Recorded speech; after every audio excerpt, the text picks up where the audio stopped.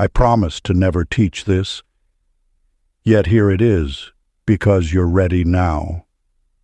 Within Lessons from Universe are truths that feel less like learning and more like being shown what was always hidden in plain sight. Take this in carefully, because some knowledge feels like a gift, and some feels like a risk to share.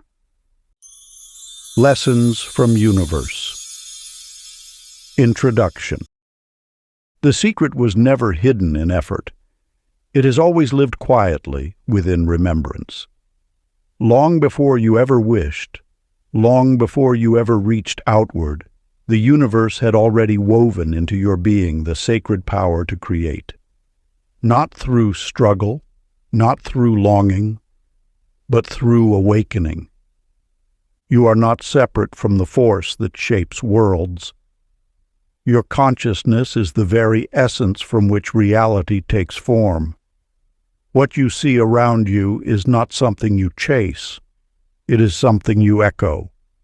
The outer world is but a mirror, faithfully reflecting the unseen currents of your inner state. Feelings are not fleeting reactions. They are whispers of creation itself.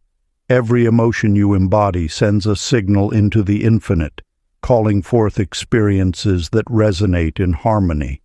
This is why truth felt deeply transforms, while forced belief dissolves into silence. The universe listens not to your words, but to your vibration. It does not question, nor does it deny. It simply answers. It responds to who you are being, not what you are asking for.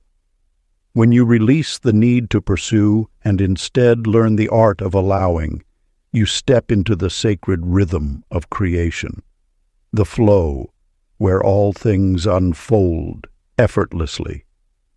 Many walk this path seeking to fill an emptiness, not realizing they are already whole.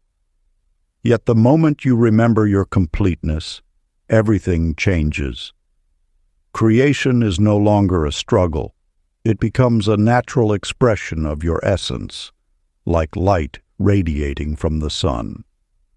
To manifest is not to seek. It is to become.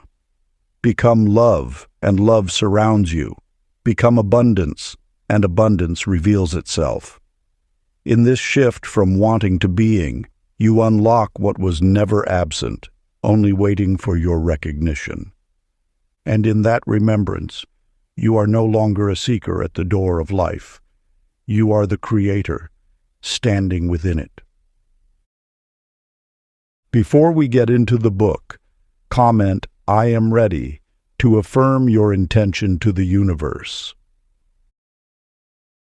Part 1. The Remembering.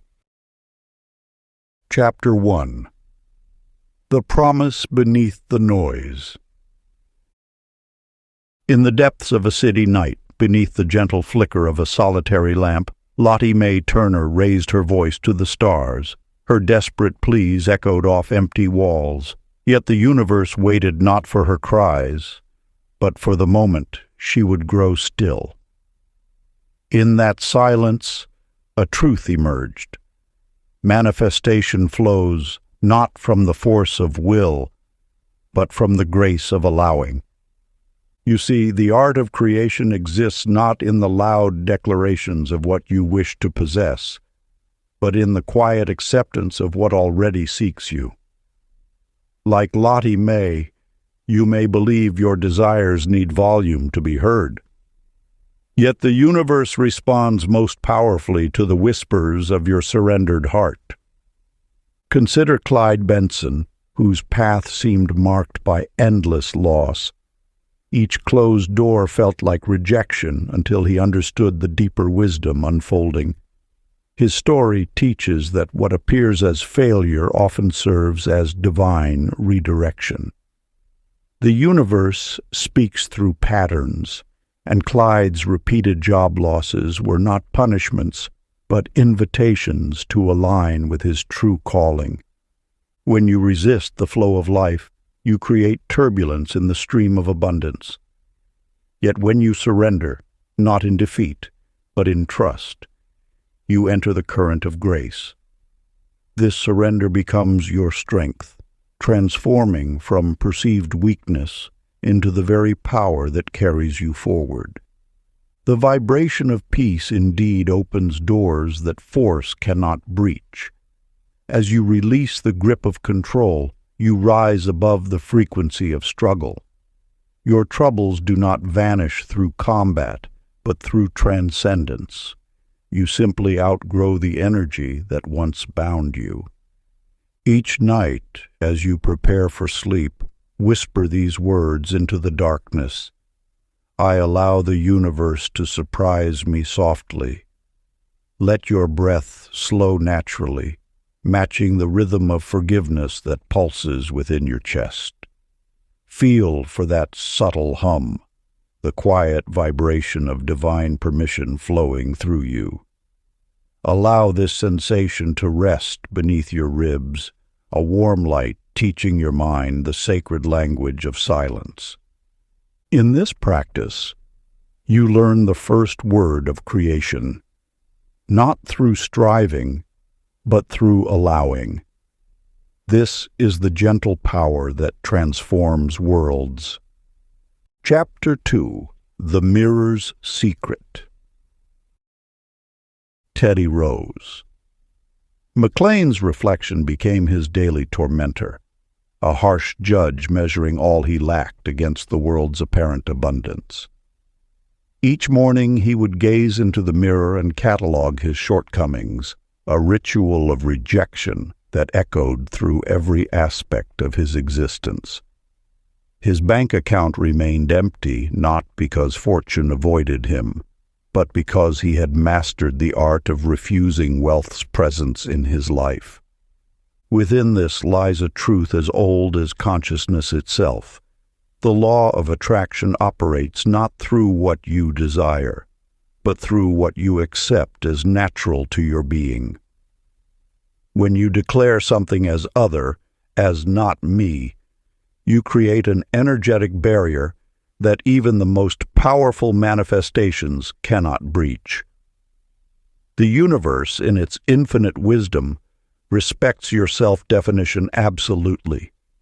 Your power lies not in reaching for what seems distant, but in recognizing what already resonates with your inner truth. The moment you shift from wanting to being, the universe's response transforms from resistance to embrace. This wisdom found further expression in the garden of Georgie Fay Coleman. Her withering plant stood as testament to a deeper pattern, one of nurturing born from fear rather than love. She tended to it sporadically, rushing to its aid only when decay threatened, much like her approach to relationships and self-care. Her love came wrapped in anxiety, offered as medicine rather than nourishment.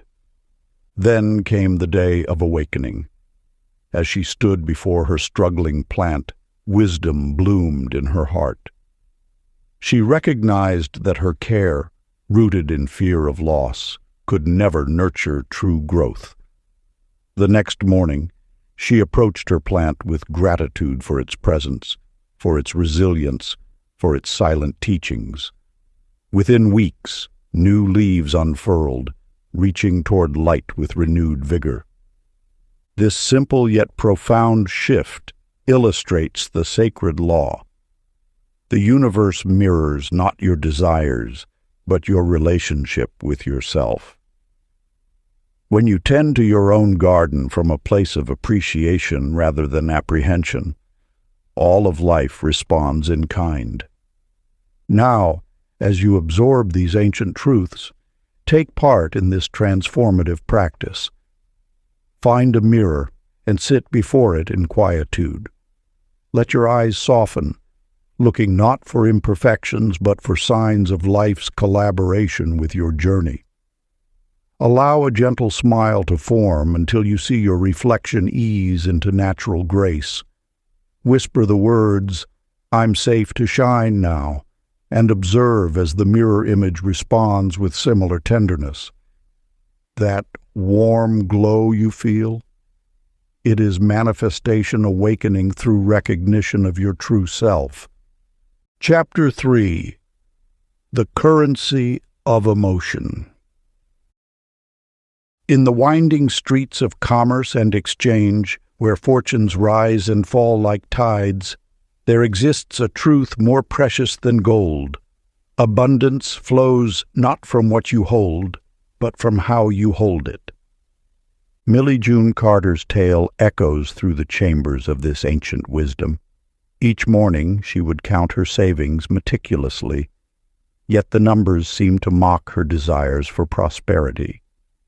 Her purse grew heavier, while her spirit grew lighter, until the day she discovered that her relationship with wealth mirrored her relationship with worth. The universe responds not to the weight of your wallet, but to the wealth of your inner treasury. When you clutch at abundance from fear's trembling fingers, you transmit the frequency of lack into the infinite. Each anxious thought about money becomes a withdrawal from your energetic account. Yet when you release the grip of scarcity, allowing joy to become your currency, the universe's cosmic ledger shifts in your favor. Norman Lee Prescott's journey unveils an equally vital truth. His heart, once an endless fountain for others, ran dry because he forgot to value its source. He gave until giving became a burden, his generosity a mask for worthlessness. But the universe whispered its timeless lesson through the dawn light. True abundance flows through those who know their divine worth. The law of attraction operates through this supreme understanding. You cannot receive what you believe you do not deserve. When Norman embraced his infinite value, prosperity pursued him with the persistence of a devoted lover. His transformation teaches that self-worth is the hidden seed from which all abundance grows. You see, wealth is not a destination but a frequency. Every moment you choose joy over fear, gratitude over lack, you tune yourself to abundance's song. The universe never withholds.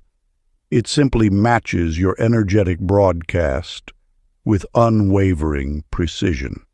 Sacred practice. Find a quiet space where you can sit undisturbed. Close your eyes and picture coins made of golden laughter spinning around you. See them glinting with joy's pure light, each one a token of unlimited potential. Let them cascade into your heart center, feeling their warm energy merge with your own. As they collect within your chest, recognize that emotion itself becomes currency, joy your greatest asset, gratitude your richest investment. Whisper, "Thank you," as though the words themselves are precious coins, each one multiplying your energetic wealth. Let this practice remind you that true abundance begins within. Chapter 4. The Frequency of Words. In the quiet corners of everyday life, Betty Lou Parker wove her reality through words spoken in jest. With each humorous complaint about her neighbor's noisy dogs, she found more barking filling her days. When she quipped about always getting stuck in traffic, the universe, ever-faithful mirror, manifested endless red lights and gridlock. Her story whispers an ancient truth. Your words are not mere sounds escaping into nothingness. They are blueprints handed to the universe. The power of speech extends beyond mere communication. Each syllable carries vibrational intent, shaping the unseen forces that construct your daily experience. When you speak, you are not describing reality. You are programming it. Your tongue is a compass needle, pointing toward the experiences that will manifest in your path. Consider how Elmer Clyde Jennings discovered this wisdom through necessity rather than design. Trapped in a cycle of exhaustion, he would tell anyone who would listen, "I am so tired." The universe, being the perfect echo chamber, reflected his declaration with wave after wave of fatigue. But wisdom awakened within him like a dawn breaking through clouds. He realized his words were not observations, but instructions. With deliberate intention, he began reconstructing his vocabulary. I am tired, transformed into I am replenishing. This is overwhelming became I am expanding to receive more. Each conscious shift in language created ripples in the fabric of his reality. Within weeks, his energy transformed, not because circumstances changed, but because he had rewired the frequency of his existence through mindful speech. The ancient mystics understood this profound truth. The word is the wand that shapes reality. They knew that casual speech is casual creation. Each statement a spell, each complaint a curse, each blessing a bridge to new possibility. Your words are not powerless passengers in the universe. They are active architects of your experience. Think of your speech as sound medicine, each phrase either healing or hindering your alignment with desired outcomes. The universe does not judge your words as positive or negative. It simply matches their frequency with mathematical precision. When you declare lack, even in jest, you tune your field to lack's frequency. When you speak abundance, even amid apparent scarcity, you calibrate your vibration to prosperity's wavelength. Sacred practice. Select one phrase to serve as your frequency anchor today. Choose words that resonate with the reality you wish to create, such as, I am in perfect harmony with abundance, or joy flows to me effortlessly. Repeat this phrase with the regularity of breath, while driving, while washing dishes, while walking. Let it become the background music of your consciousness. Feel how these words begin to shape your energy field, like a sculptor's hands molding clay. Notice how your chosen sounds begin to orchestrate synchronicities in your outer world. Your voice is the tuning fork. Let it ring the note of your desired reality. Chapter 5. The Alchemy of Desire. In the ancient valleys where wisdom echoes still, Sally Ann Thompson chased dreams with the desperation of a hunter pursuing fleeing prey. Each night she would grasp at visions of success, clutching them so tightly that they slipped like water through her fingers. The more intensely she pursued her desires, the more distant they became, until exhaustion replaced her enthusiasm. The universe speaks in paradox. What you chase often retreats, while what you release returns transformed. Sally Ann discovered this truth only when her hands grew too weary to grab, and in that sacred exhaustion, she found the first key. Desire must be held like a butterfly, not captured like a prize. Your manifestations respond not to the force of your wanting, but to the purity of your allowing. When you squeeze life too tightly, you constrict the very channels through which abundance flows. The universe cannot deliver its gifts to clenched fists. It requires open palms and an open heart. This wisdom reveals itself in the tale of Vernondale Harper, a craftsman who built vessels for others' journeys while anchoring himself to the shore of fear. Though his hands shaped wood into graceful boats that danced upon waves, his spirit remained dry-docked by doubt. Each vessel he created carried others to freedom, while he remained bound by his own resistance. Yet the universe whispered to Vernon through the lap of waves against hulls, teaching him that trust floats while fear sinks.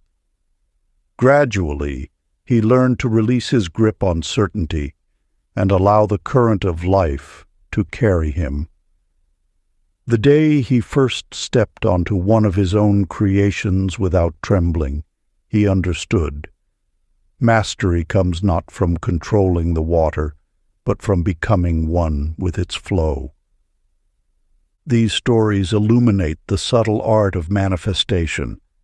Desire purified by non-attachment becomes creation's clean flame. When you hold your dreams with reverence rather than desperation, you transform from a pursuer into a magnetic field of attraction. The universe responds not to the volume of your asking, but to the vibration of your being. The ancient practice passed down through generations of wisdom keepers invites you to this truth. Settle into stillness and imagine your deepest desire resting on your open palm. Feel its weight, its presence, but resist the urge to close your fingers around it. With each breath, infuse this vision with gratitude rather than grasping. Notice how calm gradually replaces the burning of craving. This serenity, this peace with what is while remaining open to what could be. This is the signal the universe awaits. In this space of tranquil allowing, manifestation finds its perfect channel. Let your palm remain open as you breathe, understanding that this gesture of release is actually an invitation for the universe to draw near. The calm you cultivate becomes the landing pad for miracles. Chapter 6. The Pulse of Faith. In the stillness before dawn, Dottie Ray Wilkins knelt beside her garden, searching for sprouts that hadn't yet emerged. Each morning she would dig up the seeds, checking for life, only to rebury them in frustration. The universe watched patiently as she demanded proof before allowing hope to take root. "Show me first," she whispered to the soil, "then I shall believe." But nature's wisdom spoke otherwise. Those who wait for evidence before believing often wait forever. The seeds that might have flourished withered under her constant examination, teaching her that trust must precede manifestation. The eternal law reveals itself. Faith is not the result of proof, but its predecessor. Your desires manifest not when you see them, but when you feel them as present despite their physical absence. This is the sacred alchemy that transforms thought into form. Consider now Jeb Stuart Langley, who planted his fields during drought. While others waited for rain, he prepared the earth with unwavering certainty. His neighbors called him mad, but Jeb would smile and say, "The rain remembers those who expect it." When the clouds finally gathered, they lingered longest over his land, as if drawn to his steadfast belief. This truth echoes through the ages.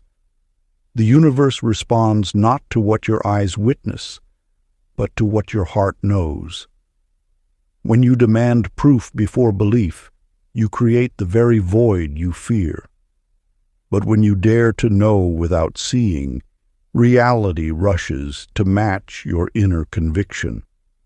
Think of faith not as blind acceptance, but as spiritual vision, seeing with the eyes of the soul what physical eyes have yet to witness. This is the higher sight that shapes tomorrow's manifestations. The universe already holds everything you desire. Your belief is the bridge between its existence and your experience. The ancient practice passed down through generations teaches, stand before the mirror of your life and declare what you wish to see, not what appears. Feel the substance of your desires in the present moment, knowing they are as real as the breath in your lungs. Let your certainty become so complete that waiting dissolves into knowing. Say aloud, even unseen, it is done, until the vibration of certainty fills the silence. Feel each word resonate with the power of absolute knowing, for in this vibration lies the seed of all manifestation. Chapter 7. The Law of Return. Along the winding streets of an ancient city, Rosie Pearl Denton carried the weight of a broken friendship like a stone in her heart. Each morning, she would wake with the fear that karma would exact its price, that the pain she had caused would return to her threefold. In her anxiety, she failed to see that her fear itself was manifesting exactly what she dreaded: isolation, mistrust, and the constant expectation of hurt. The universe operates through perfect symmetry. Your thoughts cascade outward like ripples in a pond, returning with mathematical precision to their source. When you harbor fear of being wounded, you transmit that frequency into the cosmic web, and it responds by reflecting those very possibilities back to you. Yet the universal laws contain depths of mercy that transcend simple cause and effect. In their infinite wisdom, they offer not punishment, but teaching, not vengeance, but understanding. Through every challenging reflection, you are invited to recognize yourself, to see how your inner landscape shapes your outer reality. This truth revealed itself through Clyde Dean Matthews, who discovered that forgiveness acts as a master key, unlocking doors both visible and hidden. For years he had kept careful ledgers of those who owed him money, favors, apologies. These debts weighed upon his consciousness until he realized that by holding others captive to their obligations, he had imprisoned himself. In a moment of profound insight, Clyde released every debt, every grievance, every account he had been keeping. As he did so, the universe responded with its own act of grace. His creditors unexpectedly forgave his debts, payment plans eased, and financial burdens lifted. This was not coincidence, but cosmic mathematics at work. The law of attraction operates through the currency of forgiveness. When you release others from the prison of your judgment, you simultaneously free yourself from the bonds of similar energies directed toward you. This is not moral philosophy, but practical spiritual physics. Energy released must balance itself in kind. To access this universal power, close your eyes and envision forgiveness as luminous letters, each one carrying your release of past hurts and grievances. Watch as these messages of mercy drift into the universal postal system, each addressed to someone who has wounded you or whom you have wounded. Feel the lightness that comes as each letter departs. Now remain in that space of peaceful expectancy, for the universe's response arrives with perfect timing. Those same letters return to you, transformed by their journey, wrapped in the gift paper of grace. As you unwrap each one, feel how forgiveness received equals forgiveness given, completing the circuit of divine mathematics. This practice dissolves the barriers between giving and receiving, revealing them as one unified movement in the eternal dance of love. Chapter 8. The Field Remembers. In the heart of a bustling marketplace, Leona Grace Pritchard arranged flowers in her small shop, each stem placed with mechanical precision rather than love.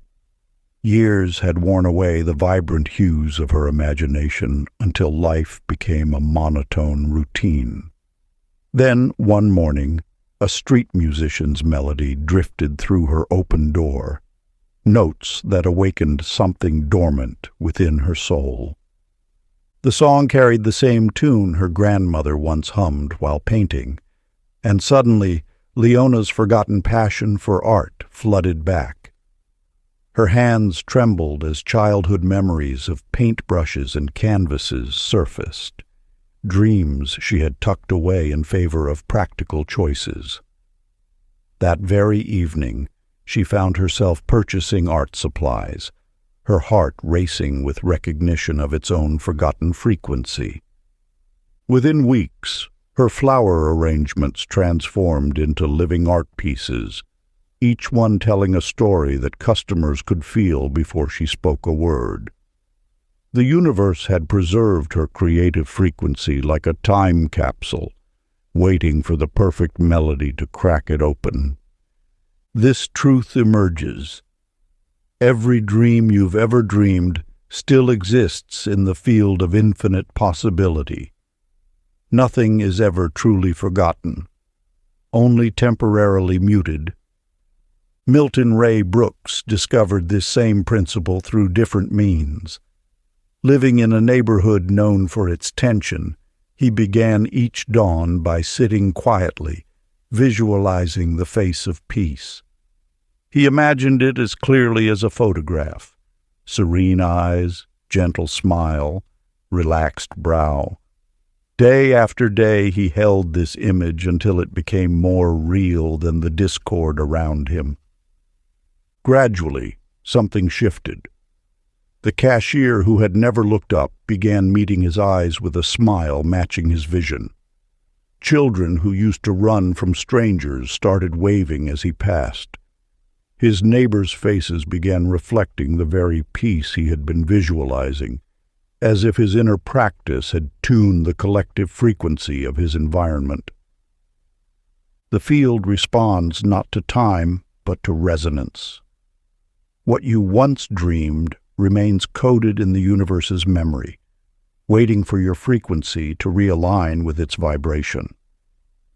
Every aspiration you've ever held exists simultaneously in the eternal now, ready to materialize when you remember its song. Ancient practice of dream resurrection. Find a quiet space where you won't be disturbed. Close your eyes and recall a dream you once held dear, one that time or circumstance led you to set aside. Feel its original excitement as if it were brand new. Let your breath flow naturally as you hold this dream in your awareness. Speak softly. I reclaim this frequency of possibility. Visualize the universe dusting off this dream like a cherished book, its chapters still crisp with potential. Maintain this connection for several minutes, allowing the dream's energy to reactivate within your field. This is not mere remembering, it is frequency reattunement. Chapter 9. The Quiet Creation. In the quiet spaces between thoughts lies a sacred truth. The universe's voice resonates most clearly in silence. Ellie Jo Summers stood in her garden each morning, sending fervent prayers skyward. Her words grew louder with each passing day, yet the heavens seemed more distant. She called out until her voice grew hoarse, mistaking volume for virtue, intensity for influence. The divine whispers through stillness. One dawn, exhausted from her vocal vigils, Ellie Jo's voice failed her completely. In that forced silence, she first felt the subtle pulse of universal response, not in thunderous revelation, but in the gentle stirring of leaves, the soft landing of morning dew, the wordless wisdom of dawn's first light. The field of infinite possibility speaks in frequencies below human hearing. It communicates through resonance rather than rhetoric. Your desires need not be shouted to be heard. They need only to be held in the sacred space of inner quietude. Wade Taylor McCoy discovered this truth through simple presence. Each day he would find a spot beneath an ancient oak tree, bringing nothing but his awareness. He made no demands, voiced no desires, simply sat in receptive stillness. As weeks passed, synchronicities began to multiply in his life. Chance encounters opened doors, opportunities emerged unbidden, solutions appeared before problems fully formed. The universe favors those who listen over those who speak. When you cease the constant broadcast of wants and wishes, you create space for divine orchestration. Your role is not to direct the symphony of existence. but to attune yourself to its already perfect arrangement. The field remembers every unspoken prayer, every quiet knowing, every peaceful surrender. It responds not to the volume of your request, but to the depth of your receptivity. The louder you become, the harder it is to hear the subtle guidance that surrounds you always. Your manifestations arrive not through forceful declaration, but through aligned stillness. The power lies not in commanding reality, but in becoming so quiet that reality can whisper its secrets to you. When you master the art of silence, you master the art of receiving. Sacred practice. Find a space where you can be undisturbed. Sit comfortably and allow all external noise to fade. For 5 minutes, offer no prayers, make no requests. Simply breathe and observe. Let silence become your teacher. Feel how the quiet space creates room for miracles to materialize. This practice, repeated daily, attunes you to the frequency of manifestation itself. Chapter 10. The Gravitational Heart. In the depths of silence lies a power that few have discovered, the sacred art of quiet creation. This truth reveals itself not through thunder, but through the gentle whisper of understanding that comes when the mind grows still. Nancy Jean Waller lived a life of constant seeking, perpetually trying to prove her worth to receive love. She volunteered at every charity, helped every neighbor, and exhausted herself in service to others. Yet love seemed to dance just beyond her reach, like a butterfly evading capture. One day, while resting beneath an old oak tree, exhausted from her endless pursuit, she witnessed 2 birds effortlessly gliding on thermal currents. In that moment, she understood. The birds weren't straining or proving their worthiness to fly. They simply opened their wings and allowed the air to lift them. The universal law whispers this truth. Love flows not to those who earn it, but to those who allow it. Like water finding its natural course, love seeks open channels. Nancy's transformation began the day she stopped trying to deserve love and simply became willing to receive it. Within months, her life filled with genuine connections that had always been present but hidden behind her striving. This wisdom echoes in the story of Randall Floyd Preston, who faced the darkest winter of his soul when loss visited his door. Instead of fighting against his grief or drowning in it, he made an unusual choice. Each morning, before the sun rose, he would name one simple blessing: the warmth of his coffee cup, the sound of rain on his roof, the memory of laughter. He didn't deny his sorrow. He simply refused to let it become his only truth. What Randall discovered was that gratitude acts as a gravitational force in the universe. As he continued his practice, he noticed his pain didn't vanish. It transformed. Like a planet slowly shifting its orbit, his sorrow began to move around his gratitude rather than consuming it. Joy found its way back to him not because he chased it, but because he created space for it to return. These stories illuminate a fundamental truth about the universe's design. The heart is not meant to be a fortress earned through worthiness, but a garden tended through openness. Everything you seek is already seeking you, waiting for the moment when your heart creates enough space for its arrival. Practice. Settle into a quiet space and place your hand upon your chest. Feel your chest expand as if sunlight lives inside. Every inhale draws kindness closer. Let each breath become an invitation to the universe, a silent signal that you are ready to receive its gifts. This is not a practice of asking, but of allowing, not of deserving, but of accepting. The quiet power of creation flows through the spaces where striving ceases and surrender begins. Chapter 11. The Shape of Thought. In the heart of every moment lies a truth so simple, yet so often forgotten. Your thoughts are the architects of tomorrow. This wisdom echoes through the ages, carried on whispers of those who understood the sacred geometry of manifestation. Take the tale of Ivy Mae Chandler, who wove anxiety into the fabric of her existence. Each morning, she painted her future with dark brush strokes of worry, imagining missed opportunities, failed connections, and paths leading nowhere. The universe, ever faithful to its own laws, shaped her reality to match these projections. Her fears became self-fulfilling prophecies, not because fate demanded it, but because thought patterns create energetic blueprints that matter must follow. The unseen realms respond not to what you wish for, but to what you vibrate consistently. Each anxious thought sends ripples through the quantum field, instructing reality to mirror your inner landscape.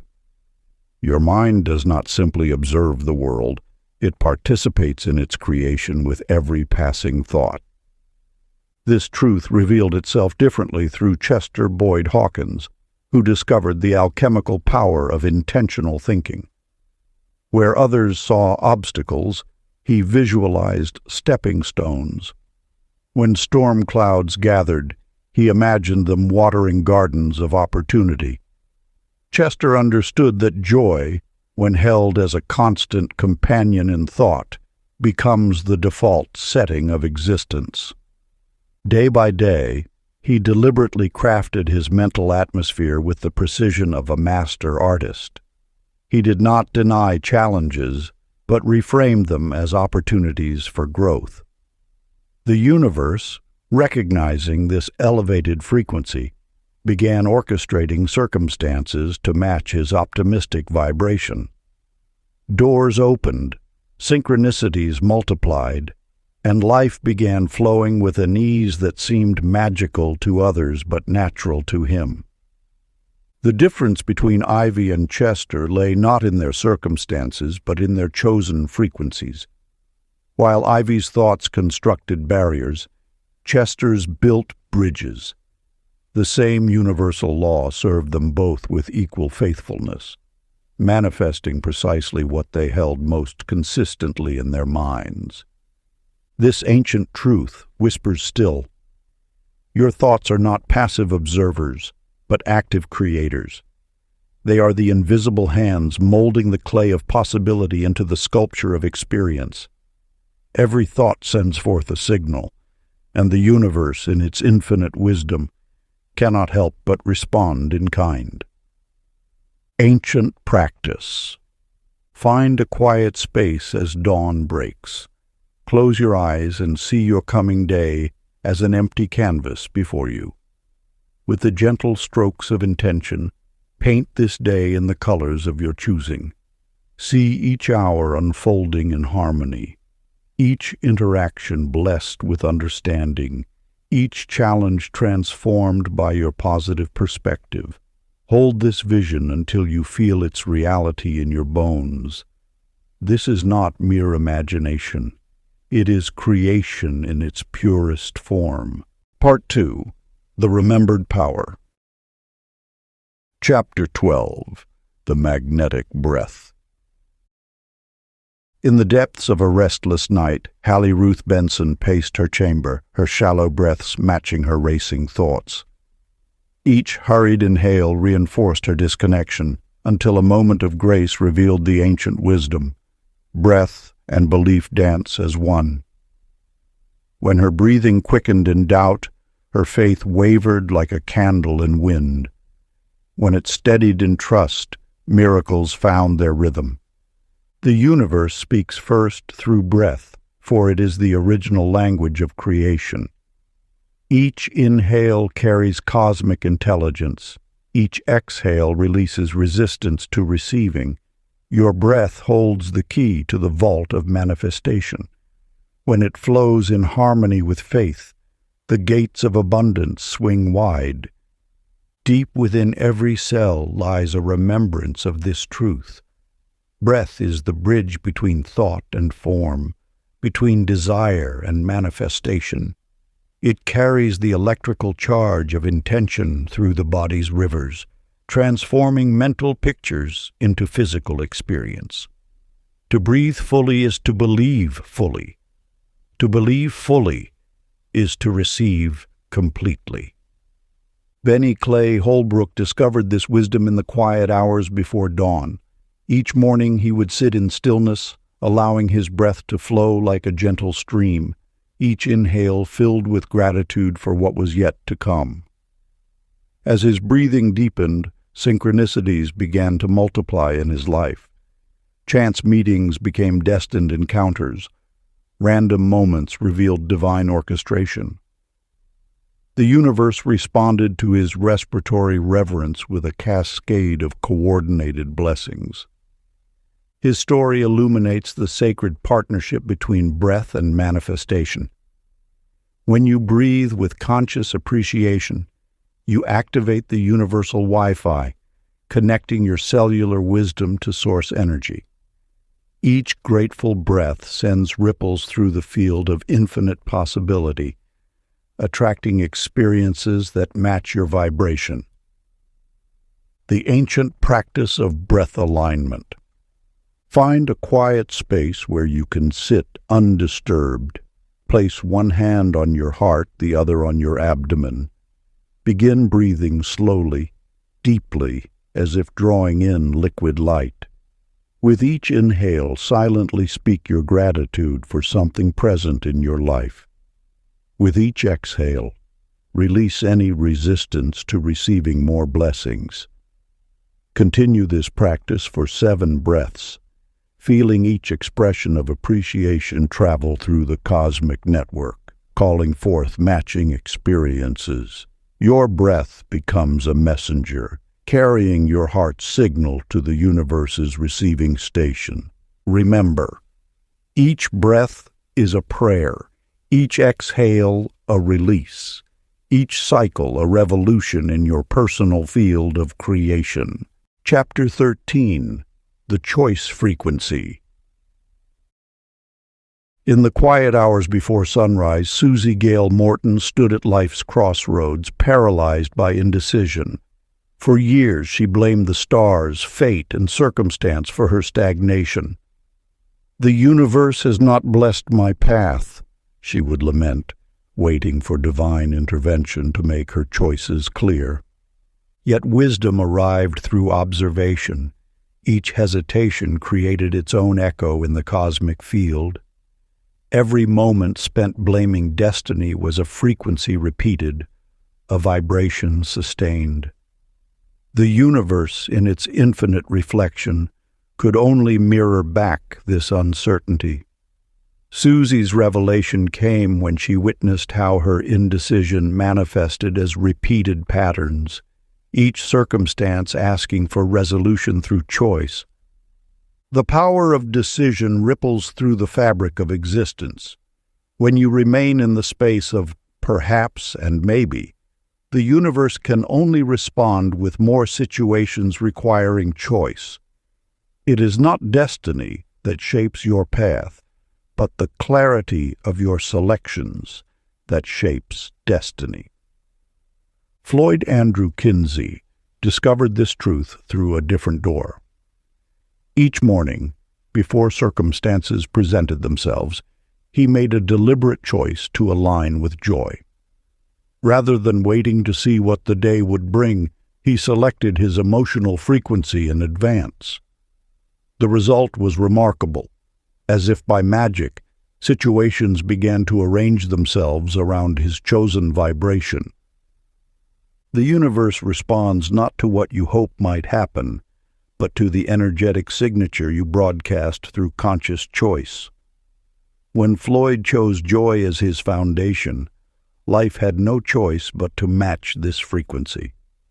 Events, people, and opportunities naturally aligned with his selection, like iron filings arranging themselves around a magnet's field. This ancient truth whispers through ages. Choice is not reaction, but creation.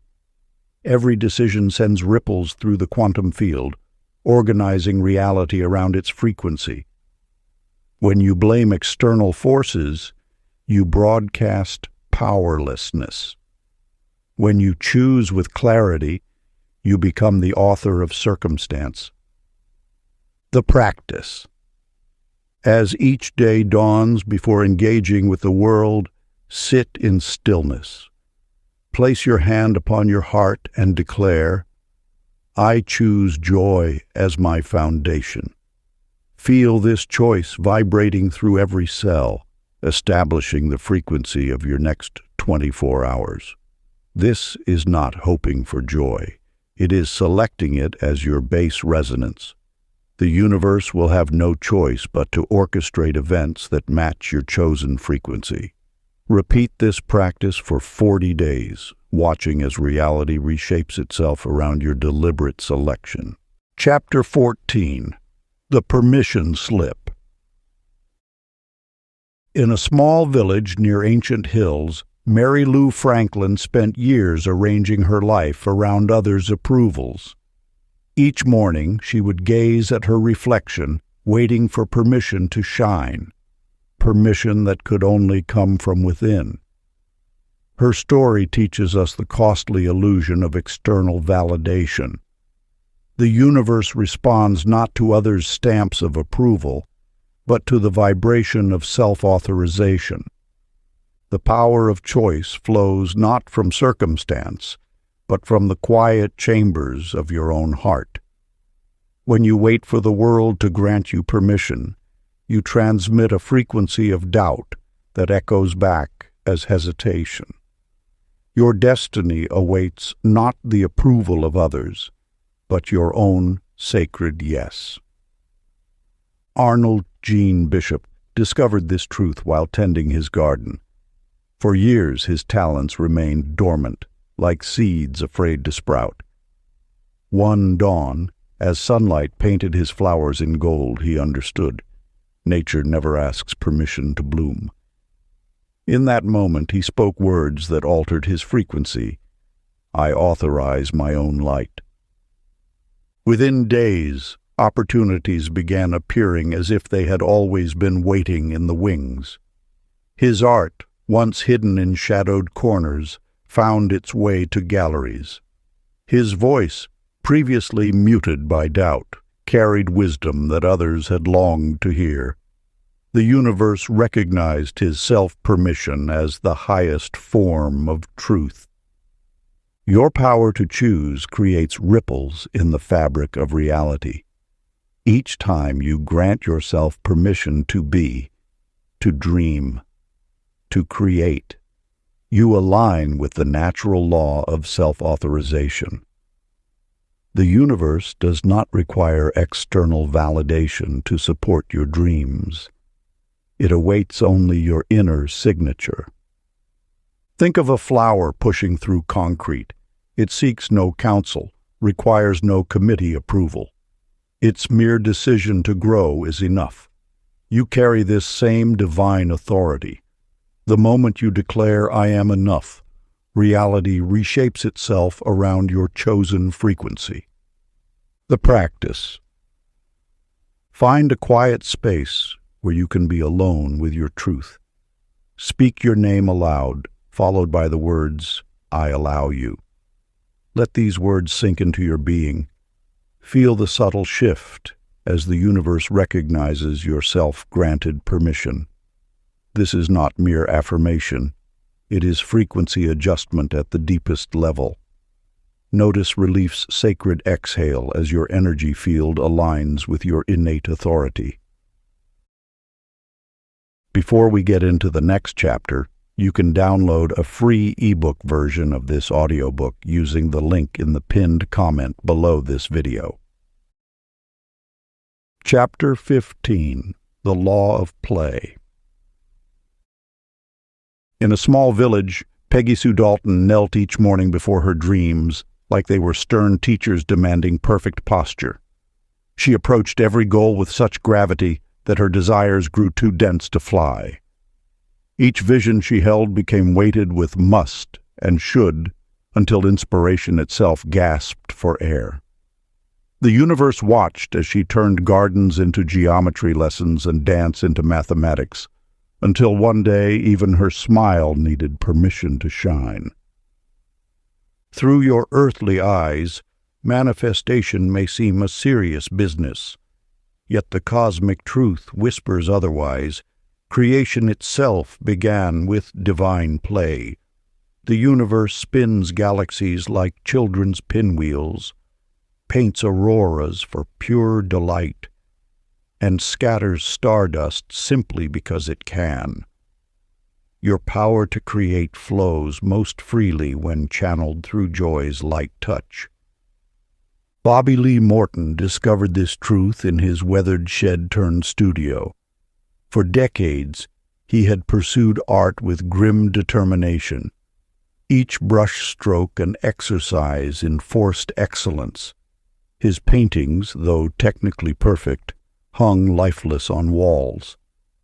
Then, one stormy evening, when lightning cut power to his carefully planned workspace, he began to paint in the dark. Without sight to judge his work, he laughed at the freedom of creating purely for creation's sake. When morning light crept in, his canvas blazed with colors he'd never dared use before. The painting held no purpose beyond the joy of its own becoming.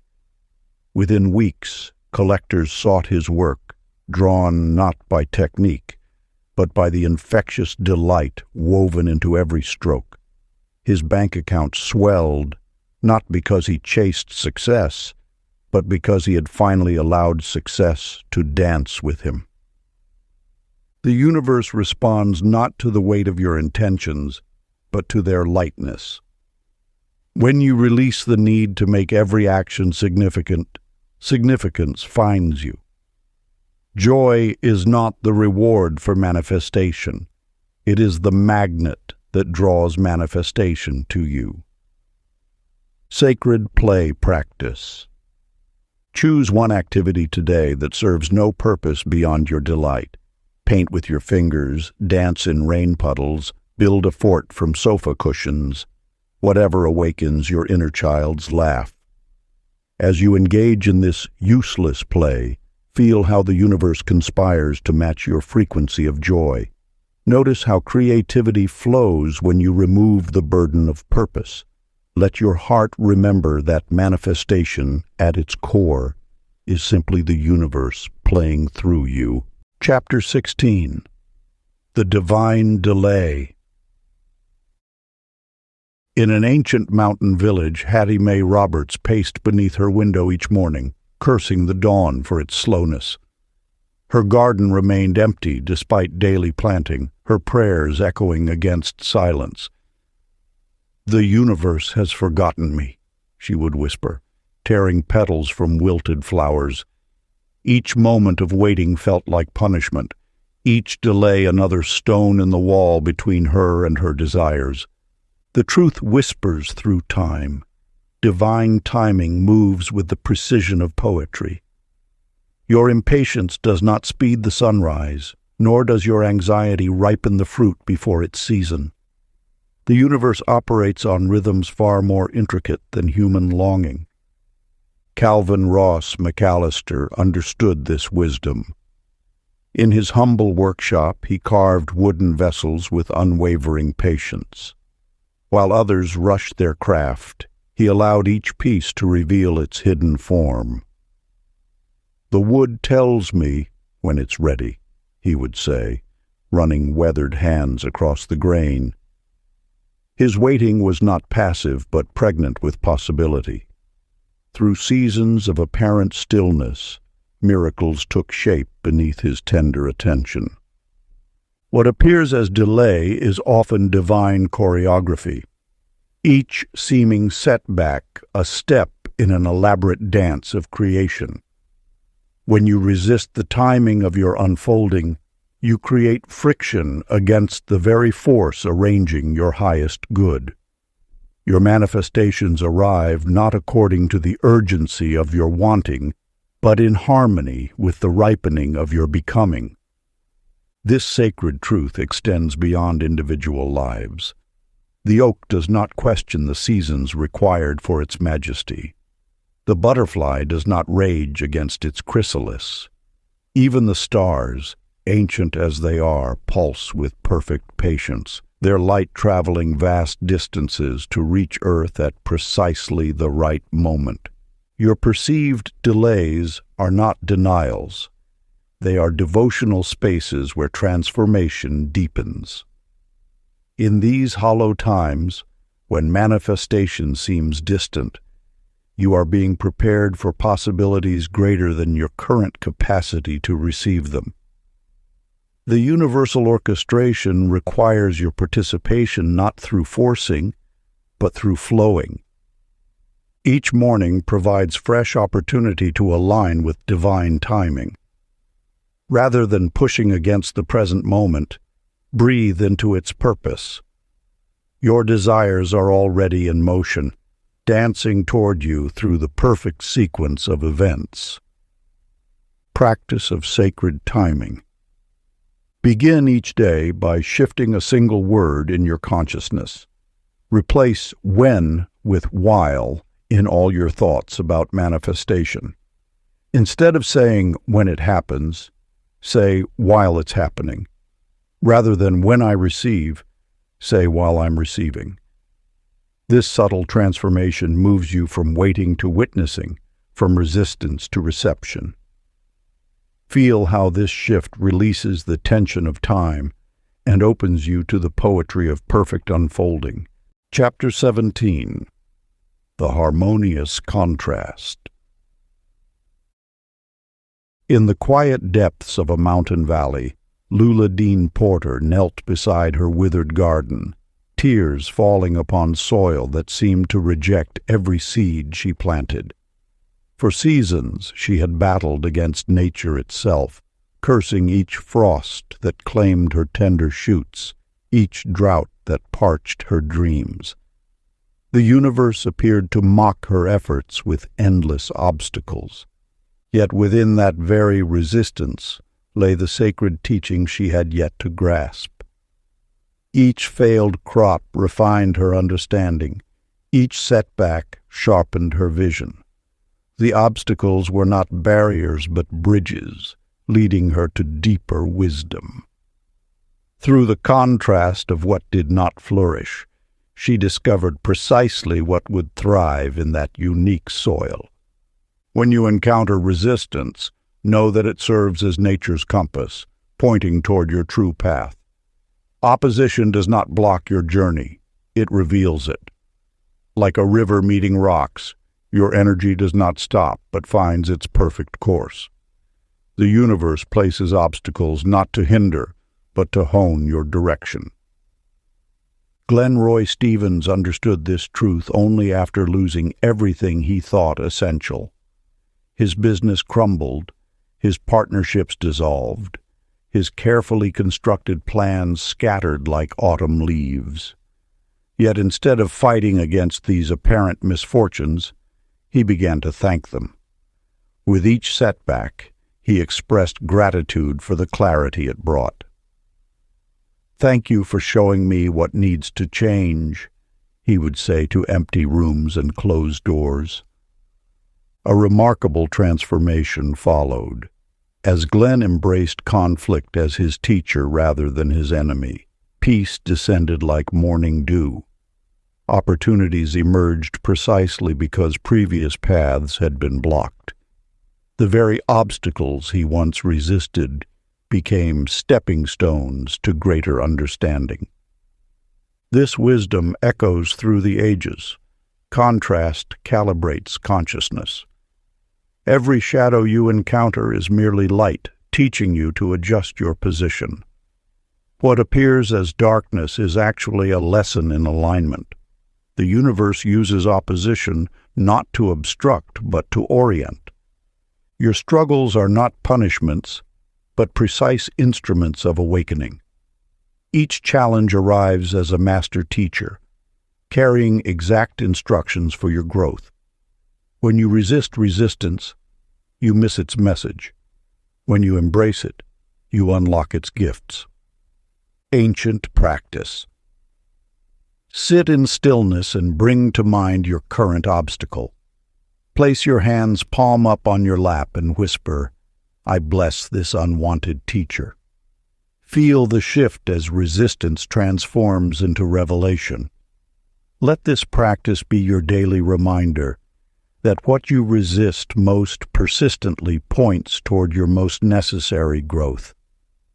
Through blessing what appears to block you, you become the alchemist who turns obstacles into opportunities. Chapter 18. The Ripple of Gratitude. In the depths of winter, Flora Mae Denson kept a meticulous ledger of her misfortunes. Each evening she would add new entries to her catalog of disappointments: the promotion that passed her by, the leaking roof she couldn't afford to fix, the friends who seemed to drift away like autumn leaves. The more she counted her sorrows, the more they multiplied, until her life became an endless inventory of lack.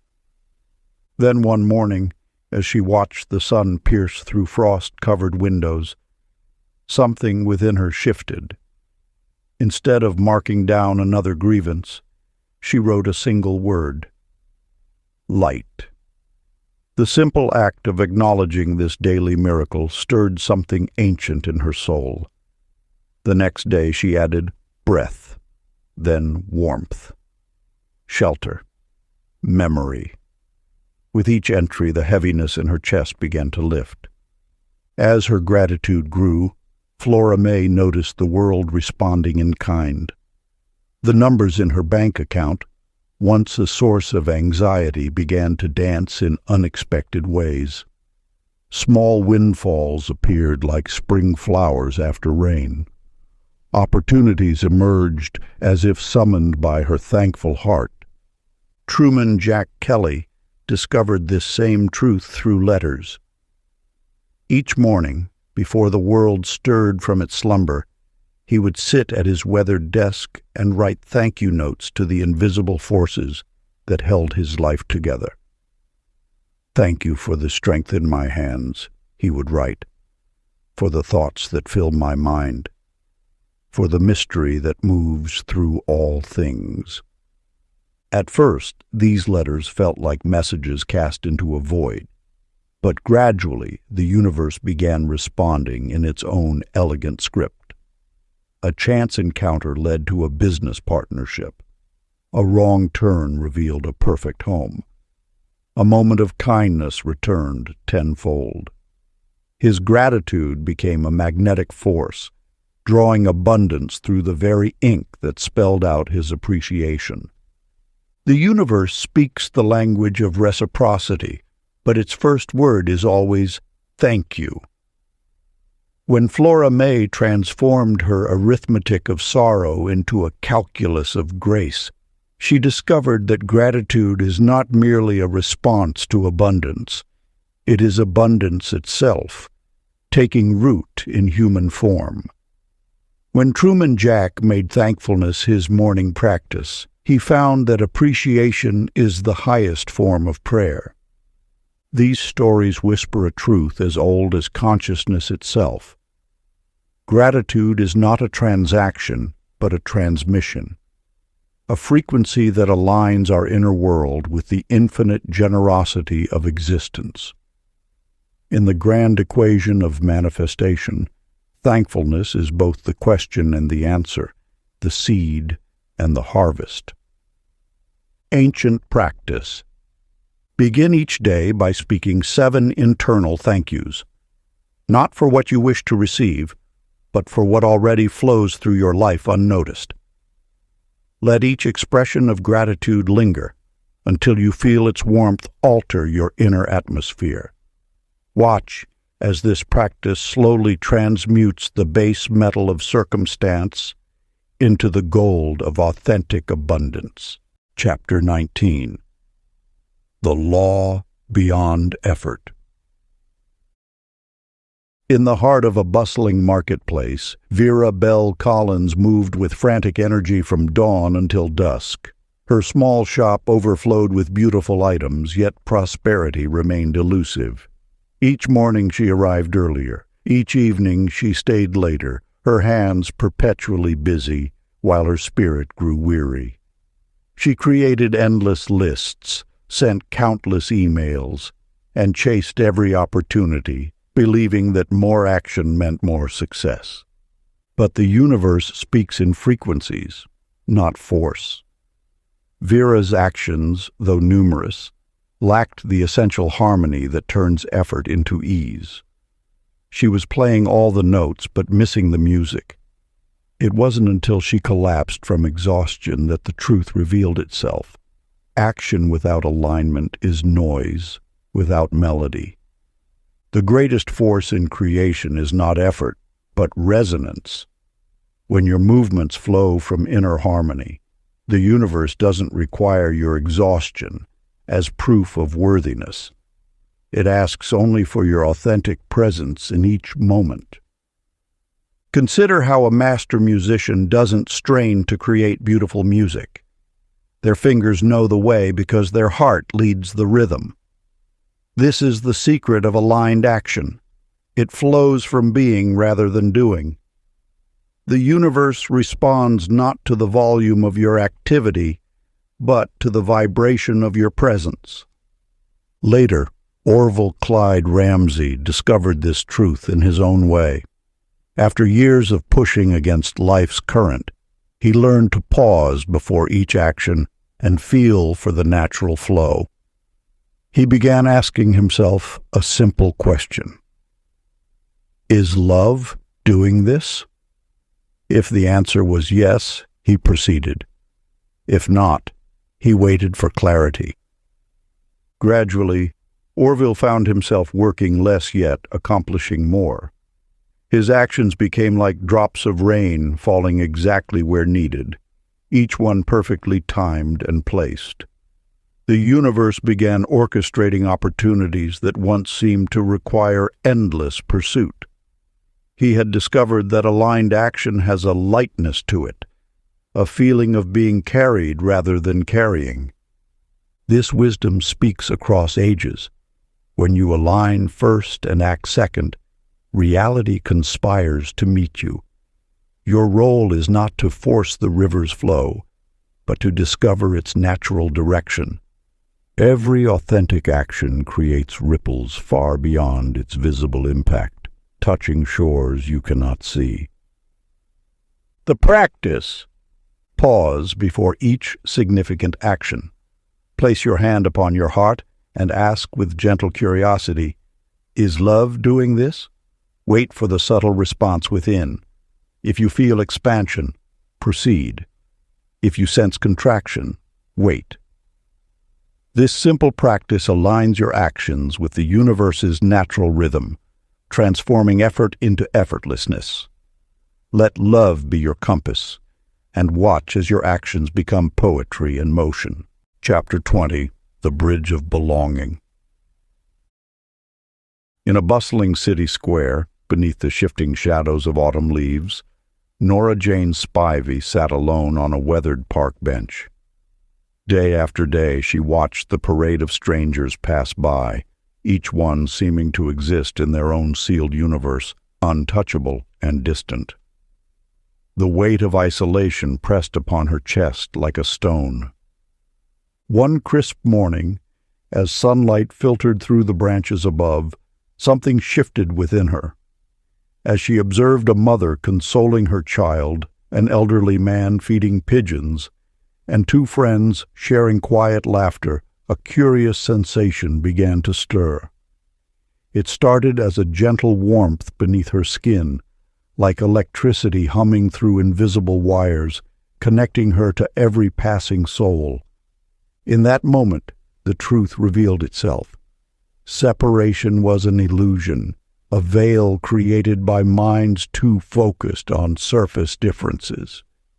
The energy flowing through her flowed through all, an unbroken current of consciousness binding humanity in an eternal dance. This revelation illuminates the deeper workings of manifestation. You cannot truly manifest alone, for there is no alone. Every thought ripples through the collective field, touching countless lives in ways beyond measure. Your victories become their inspiration. Their joy becomes your strength. Dennis Floyd Warner discovered this truth through different circumstances. As a volunteer at a local shelter, he approached each interaction as an act of giving, seeing himself as separate from those he served. Then one morning, while helping an elderly woman carry her groceries, he caught his own reflection in her grateful eyes. In that mirror, he recognized a profound truth. Every act of service was actually a reunion with himself. Through Dennis's experience, we witness how the field of consciousness operates. When you reach out to assist another, you are actually extending love to another aspect of yourself. The universe does not recognize the boundaries we draw between self and other. It responds to the singular frequency of connection. This understanding transforms manifestation from a solitary pursuit into a communal symphony. Your desires and dreams do not exist in isolation but ripple through the collective field, finding resonance in unexpected places.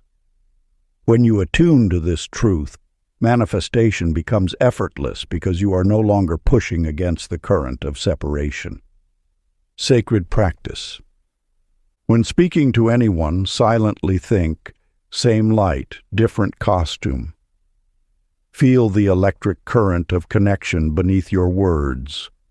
Let this awareness dissolve the illusion of separation, allowing the universal field to flow unobstructed through your interactions. Chapter 21. The Architect Within.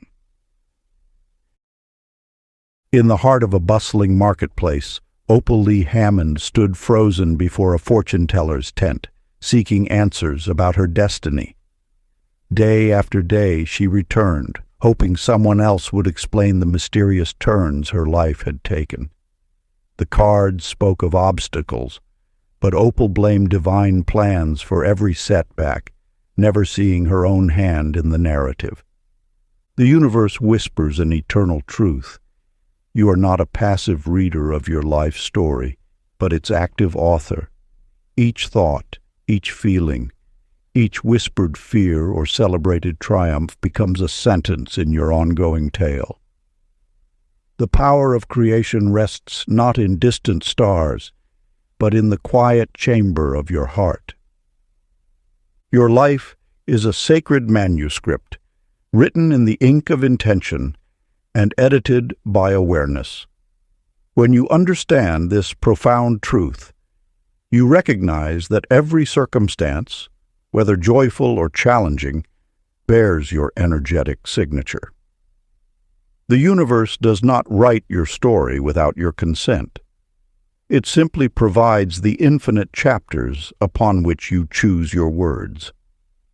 Felix Earl Garrison discovered this truth in the depths of bitterness. After years of carrying grudges that weighted his shoulders like stones, he realized forgiveness was not merely an act of releasing others. It was the eraser that allowed him to redraft his narrative. With each person he forgave, including himself, the chapters of his life began to glow with renewed possibility.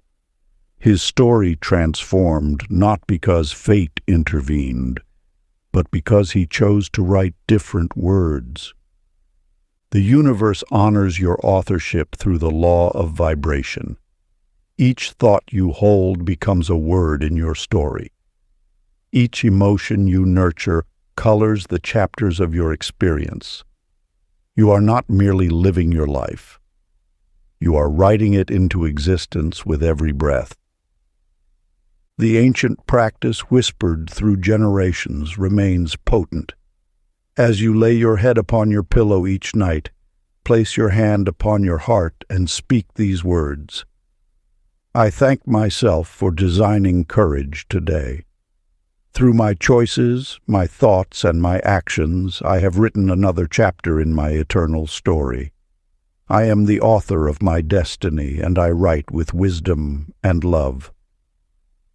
Let these words be the quill that inscribes tomorrow's possibilities into the infinite book of now. Part 3. The Infinite Rememberer.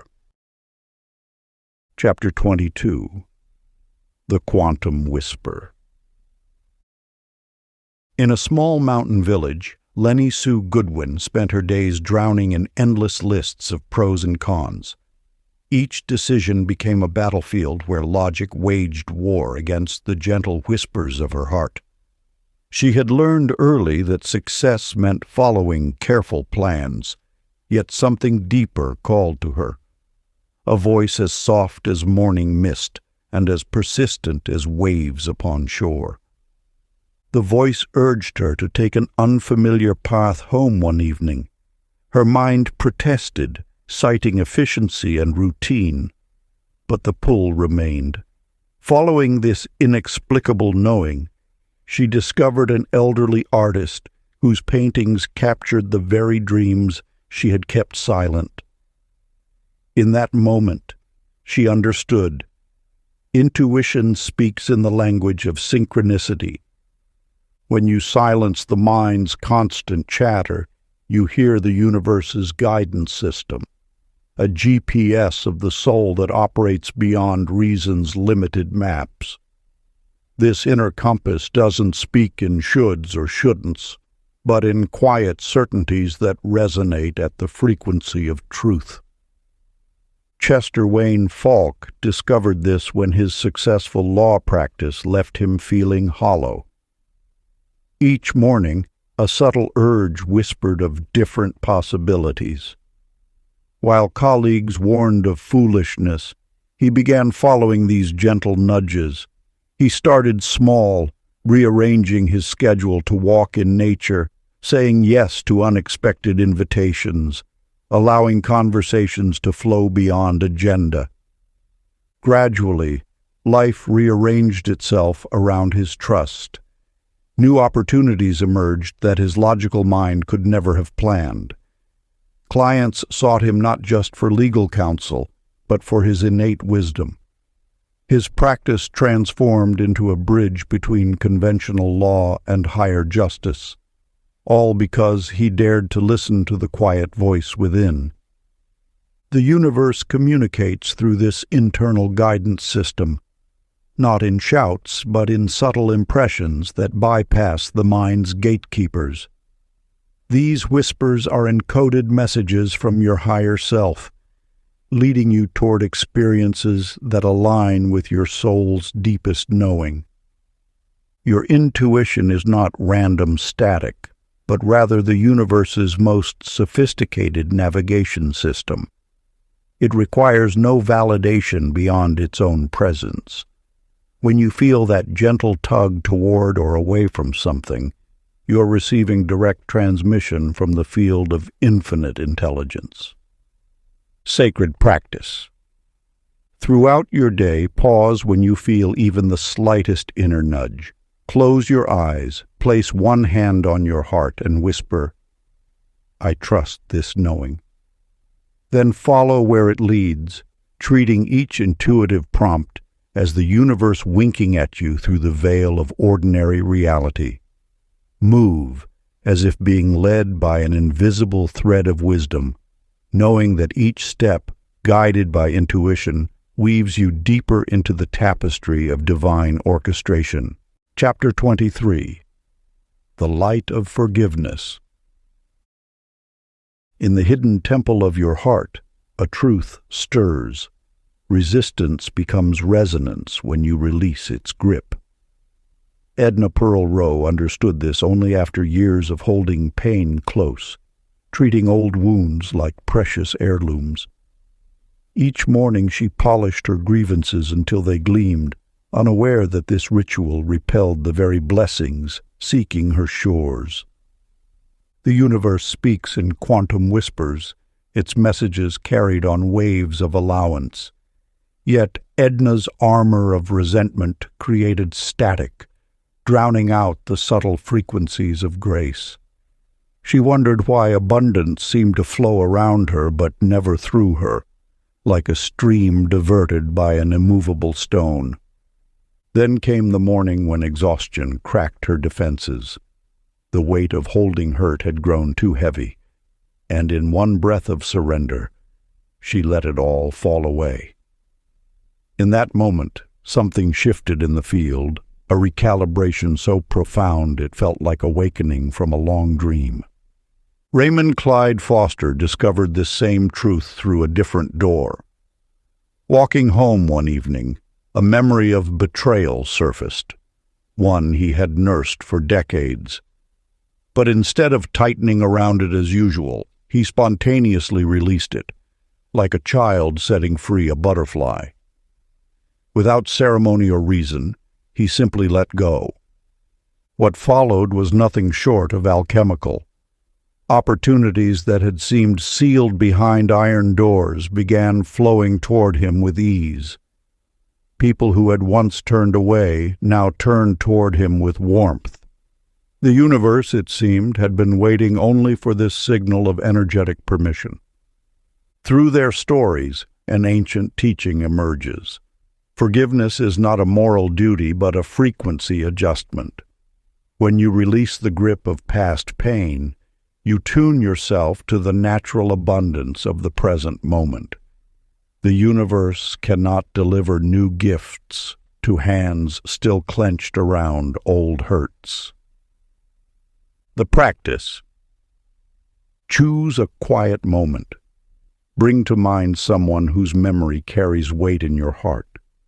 Softly speak their name as you exhale, feeling the tension in your body dissolve into neutral peace. Let each breath carry away the charge of the past until only clear space remains. This is not about right or wrong.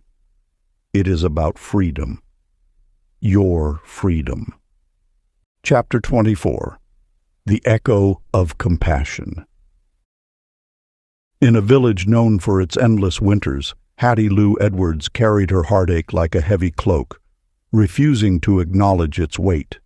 Each morning she wrapped layers of denial around her wounded spirit, unaware that those who passed her on the street began mirroring her unspoken anguish.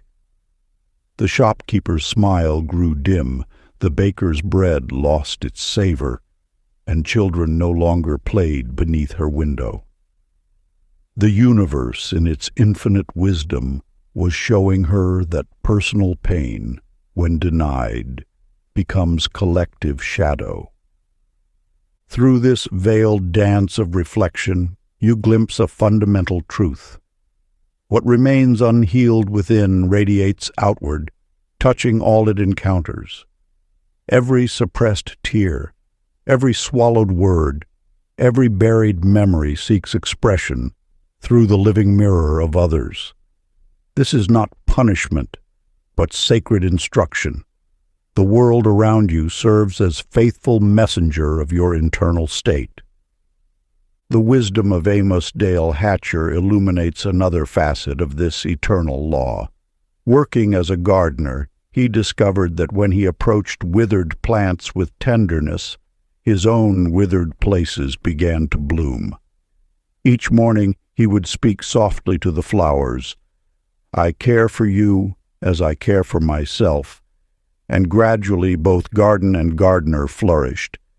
His story reveals that healing moves in two directions at once, outward and inward, like breath itself. This mirrors the deepest mystery of forgiveness. When you release another, you release yourself. When you bless another, you bless yourself. When you heal another, you heal yourself. The universe operates as one unified field of consciousness, where every act of compassion creates ripples that return to embrace their source. The law works books with mathematical precision. Each particle of kindness multiplied, each wave of understanding amplified. Your heart is both transmitter and receiver in this grand exchange. What you withhold from others, you withhold from yourself. What you give freely flows back with abundance. Let your breath soften now as you recognize this truth. Pain is not your identity, but your opportunity to participate in collective healing. Your compassion, even in smallest measure, contributes to the lightening of the world's burden. This ancient practice beckons. As you move through your day, send silent blessings to each person you encounter. Let your heart whisper, "Peace be with you," to strangers on your path.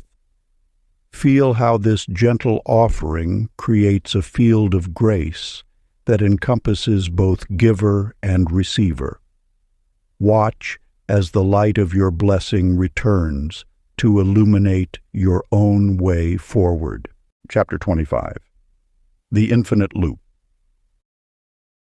In the shadows of a mountain village, Fay Bell Morgan clutched photographs of lost moments, her fingers trembling as she traced faces that time had carried away. Each farewell felt like a small death until the day she watched a butterfly emerge from its chrysalis. In that sacred moment, she understood. What appeared to be an ending was merely transformation wearing a different name. The universe speaks through patterns, and in every apparent conclusion lies the seed of continuation. Your perception of endings as losses stems from viewing life in segments rather than cycles.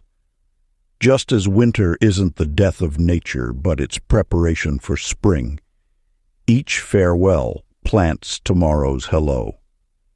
When Fay began seeing endings as doorways rather than walls, her entire world shifted. She discovered that grief was not a pit to fall into, but a bridge to cross. Each tear watered new understanding. Each goodbye birthed fresh beginnings. The photos in her hands became not memories lost, but wisdom gained. Each image a teacher of impermanence's grace. Later, Roger Glenn Townsend stood at the threshold of retirement, his office packed in boxes. For 30 years he had defined himself through his work, and now that identity was dissolving. Yet instead of mourning what was leaving, he celebrated what was becoming. He understood that conclusions were the universe's way of making space for new adventures. With each box he carried out, Roger whispered gratitude for what had been, and welcome for what would be. His last day wasn't an ending at all. It was a graduation. He felt not the weight of loss, but the lightness of possibility. In embracing the cycle, he touched eternity. These stories mirror the eternal truth. Nothing truly ends. It simply changes form. Like water flowing from stream to cloud to rain, energy cannot be destroyed, only transformed.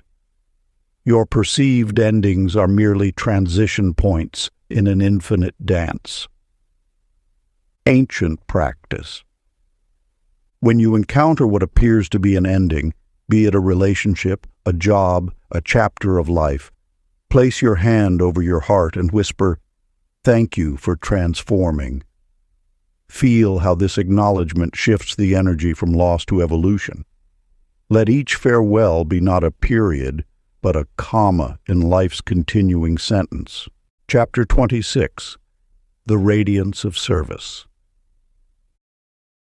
In the hidden chambers of the heart, where truth whispers its most sacred songs, dwells a power beyond measure, the infinite extension of self through service. This ancient wisdom revealed itself through Ruby Jean Nichols, who spent years yearning to be acknowledged, to be witnessed in her fullness. Each morning, She would gaze into mirrors, seeking validation in her reflection, unaware that visibility emerges not from being seen, but from allowing others to see themselves through you. Ruby Jean worked at a small library, organizing books in quiet corners, straightening chairs left askew, and leaving anonymous notes of encouragement between chapters. At first, she felt invisible, a shadow moving through stacks of stories. Yet, as weeks passed, something remarkable began to unfold. The more she poured herself into creating order and beauty for others, the more her presence became felt rather than seen. Patrons would enter the library and pause, touched by an inexplicable warmth. Children would discover her hidden notes and smile as if receiving a gift from the universe itself. Without seeking recognition, Ruby Jean had become a channel for light, her being expanded beyond physical form into pure radiance. She discovered that true visibility comes not from standing in spotlights, but from becoming the light itself. This truth found its mirror in Harold Dean Porter's journey. A successful businessman by conventional measures, Harold felt strangely hollow until he began serving anonymously.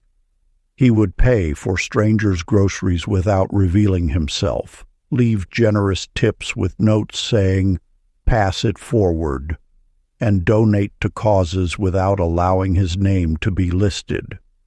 At first, Harold worried his invisible giving would go unnoticed by the universe.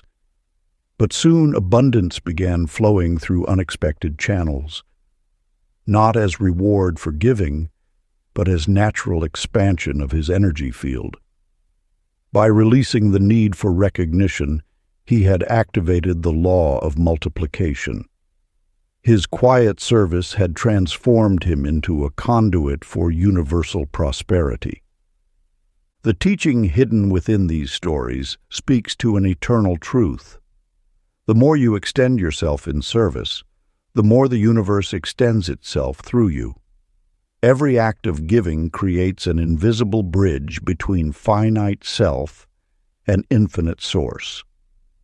When you serve without seeking reward, you transcend the illusion of separation and enter the flow of divine circulation. This wisdom calls you to move beyond the narrow confines of seeking personal validation.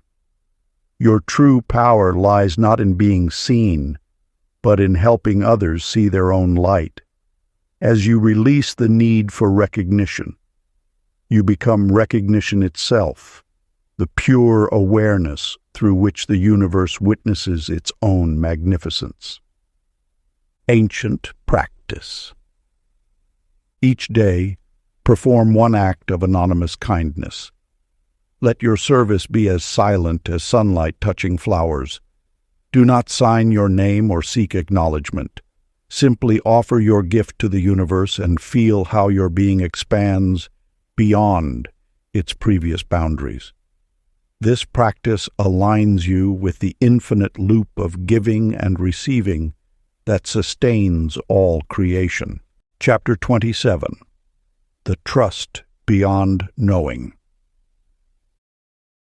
In the heart of a bustling marketplace, Cora Mae Daniels stood frozen before countless paths, each one promising a different destiny. Her feet refused to move as her mind calculated endless possibilities, seeking certainty where none existed. The universe watched patiently as she remained stuck in this familiar dance of hesitation. Day after day she sought guarantees, consulting fortune tellers, reading omens, asking others for direction.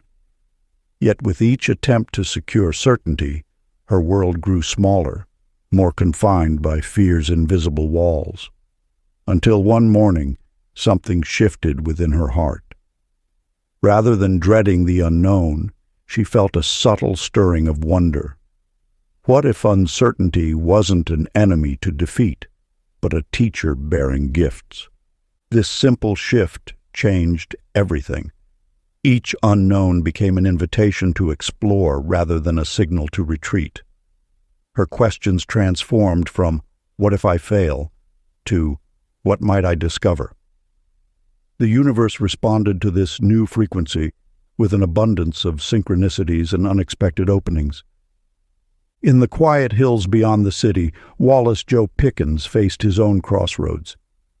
Unlike Cora, he chose to embrace the mystery of each moment. When others sought maps, he followed his intuition. When they demanded promises, he offered trust. His life became an adventure of continuous unfolding, each step revealing itself only after taking the previous one. Wallace discovered that the universe speaks clearest to those willing to move without guarantees. His business flourished not through careful planning, but through inspired action. Opportunities found him because he remained open to their unexpected arrival. His relationships deepened because he allowed them to evolve naturally rather than forcing predetermined outcomes. The great truth hidden in both their journeys reveals itself. The universe cannot guide frozen feet. Movement, even uncertain movement, creates the path. Your power lies not in knowing every step, but in trusting the next one. This is not blind faith, but rather cosmic collaboration, a dance between your inspired action and the universe's responsive guidance. When you release the need for certainty, you open yourself to possibilities beyond imagination's limits. The unknown becomes not an abyss to fear, but a canvas for creation. Each step taken in trust sends ripples through the quantum field, attracting alignments that perfect planning could never orchestrate. Sacred practice. Whenever fear speaks its familiar warnings, pause and say, "I trust even this." Feel these words not as mere sounds, but as keys unlocking new dimensions of possibility. Watch as fear's rigid resistance softens into faith's fluid grace. This simple practice, repeated with devotion, transforms uncertainty from enemy to ally, from obstacle to opportunity. Chapter 28. The Sacred Ordinary. In the gentle rhythm of everyday moments, Irene Ruth Holloway stood at her kitchen sink, hands immersed in soapy water, lost in thoughts of grand spiritual revelations. She yearned for signs and wonders, searching the horizons for extraordinary proof of life's magic. Yet transformation arrived not in thunder, but in bubbles catching morning light. As she washed each dish, something shifted in her awareness. The warmth of the water, the rainbow prisms in soap films, the satisfying circle of cleaning and clearing. These simple acts began to pulse with sacred significance. In that ordinary moment, she glimpsed the extraordinary truth. Miracles weren't hiding in dramatic gestures, but in the intimate dance of attention and presence. Through the mundane flows the divine. This is the teaching that the universe whispers through every breath, every heartbeat, every moment of genuine presence. When you wash dishes, you participate in the eternal cycle of cleansing and renewal. When you fold laundry, you practice the art of creating order from chaos. When you prepare food, you channel the creative force that sustains all life. Otis Lee Brandon discovered this truth in his own way. Each morning, he would step outside his modest home to witness the sunrise, not as a casual observer, but as one attending a holy ceremony. What began as a simple routine transformed into a daily communion with the infinite. The ordinary act of standing in his backyard became an extraordinary portal to enlightenment. One particular morning, as golden light spilled across the horizon, Otis experienced a profound recognition. The divine wasn't separate from these daily moments. It was expressing itself through them. The sunrise wasn't just a solar event. It was awareness itself dawning in human form. His simple bow of acknowledgement became a bridge between the finite and infinite. The sacred and the ordinary are not two separate realms. They are one continuous expression of life's magnificence. Every task contains within it the seeds of awakening. Every moment holds the potential for revelation. The universe doesn't hide its mysteries in far-off places or dramatic events. It reveals them in the intimate details of daily life. Through these stories emerges a vital truth. Awareness itself is the miracle. When you bring your full presence to any moment, no matter how mundane, you discover that the extraordinary has been there all along, patiently waiting to be noticed. The simple act of washing dishes becomes meditation. The routine sunrise transforms into revelation, and the ordinary world reveals itself as a tapestry of wonder. Ancient practice. Choose any simple task today, washing dishes, folding laundry, preparing food, and approach it as if it were your first encounter with this activity. Notice the sensations, the movements, the play of light and shadow. Feel the water's warmth, observe the soap's iridescence, hear the quiet symphony of domestic life. Let this awareness transform routine into ritual and discover how the infinite expresses itself through the intimate moments of your daily life. Chapter 29. The Remembered Source. In a small cottage at the edge of a bustling town, Clara June Riggins spent years searching for spiritual connection through complex rituals and elaborate practices. Each morning she would arrange crystals in precise patterns, chant ancient mantras, and follow strict meditation protocols. Yet the divine presence she sought remained elusive. One ordinary afternoon, exhausted from her spiritual striving, Clara June simply sat in her garden chair and surrendered. In that moment of releasing all effort, something extraordinary occurred. The gentle breeze, the subtle rustle of leaves, and the warmth of sunlight on her skin became living whispers of universal truth. She realized that connection was never lost. She had only forgotten how to recognize its constant presence. The universe speaks in the language of simplicity. When you cease the endless quest for extraordinary experiences, you discover that the sacred has been dwelling in every breath, every heartbeat, every moment. The path to remembrance requires not complex formulas, but the courage to be still. Later, Melvin Ross Berry found himself in the midst of chaos. His business faced collapse, his relationship strained, and his future seemed uncertain. Yet one morning, while waiting for his coffee to brew, he felt an inexplicable warmth arise within his chest. This gentle heat seemed to radiate from his very core, reminding him of a truth his mind had forgotten, but his soul had always known. He was eternally held in the embrace of universal love. In that modest kitchen moment, Melvin discovered that divine presence doesn't require perfect circumstances. The chaos of life continued to swirl around him, but he had found an unwavering anchor in the simple recognition of his inherent connection to Source. These stories illuminate an essential truth. Your link to the infinite was never broken. Like a radio that simply needs tuning to the right frequency, your awareness only needs gentle realignment to remember its origin. The journey home is not a distance to travel, but a presence to recognize. In times of disconnection, The universe offers a simple practice. Place your hand over your heart and speak the word home until all sense of direction dissolves. This ancient remembrance practice carries the power to instantly realign your energy with its source.